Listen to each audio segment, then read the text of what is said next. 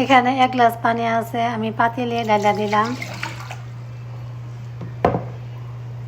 তারপর এখানে আদা কুচি আছে, খাল আছে, গোটা আছে, যে লং আছে নাকফুলের মতো, তারপর গোলমরিচ আছে, তেজপাতা আছে, খাল আছে। এখন আমি পানিতে দিয়ে দিব। যার যার গলা ব্যথা বা জ্বর থাকে এইভাবে তোমরা বানায় খেতে পারবা রুমের মধ্যে। আমি পানিতে ঢালিয়ে দিলাম। এখন আমি পানি গরম করে নেব, পানিটাকে ফুটায় নেব।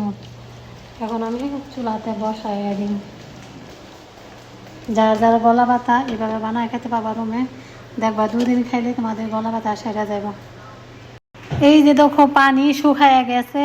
পানি কতটুকু শুকায় আমি কতটুকু করছি, জাল দিতে দিতে দিতে দিতে আমি পানি শুকায় লাইছি। এখন আমি পানিটা তুলসী পাতা দিয়া পরে আমি এই পানিটুকু খামো। এই যে দেখো আমার চা, লং, গোলমরিচ, তেজপাতা দিয়া, তুলসী পাতা দিয়ে এইভাবে তোমরা খাইবা, দেখবা গলা ব্যথা সেরে গেছে।